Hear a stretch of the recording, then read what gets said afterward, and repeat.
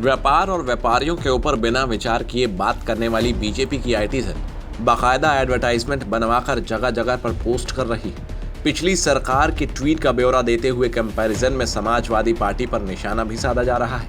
भाजपा की IT cell लिखती है, पिछली सरकारों में व्यापार और व्यापारियों पर पड़ती थी दंगों की मार, होता था घाटा लगातार। भाजपा सरकार में ना हुआ एक भी दंगा, फल फूल रहे व्यापारी और व्यापार।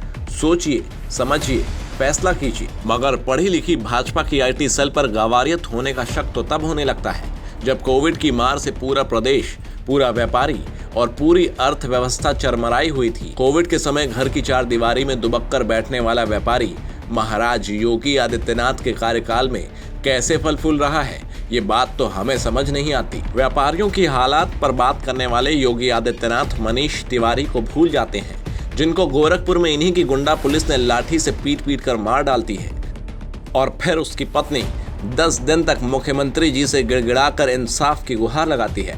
कानपुर में पुलिस की बदसलूकी से आक्रोशित व्यापारी थाने के बाहर बैठकर धरना प्रदर्शन करते हैं। कोरोना के कारण लखनऊ, बुलंदशहर, कानपुर, प्रयागराज कई जगहों पर व्यापारी की हालत सुधरने का नाम नहीं ले रही। बेकाबू कोरोना ने व्यापारियों की कमर तोड़ दी है।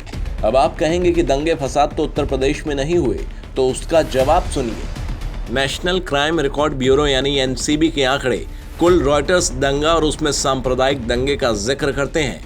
इन आंकड़ों के अनुसार उत्तर प्रदेश में 2018 और 2019 में कोई सांप्रदायिक दंगा नहीं हुआ, मगर वर्ष 2017 में 34 सांप्रदायिक दंगे इन आंकड़ों में दर्ज हैं। योगी आदित्यनाथ की सरकार ने मार्च 2017 में प्रदेश की कमान संभाली थी और उसी के साथ सांप्रदायिक दंगों की भी शुरुआत हो चुकी थी।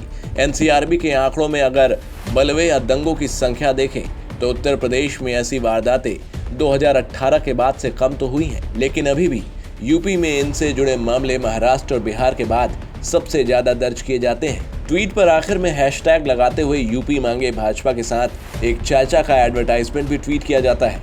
मगर असलियत में उत्तर प्रदेश में व्यापारियों को अब भाजपा नहीं चाहिए। बहुत हुआ भाजपा राज, अब नहीं मगर।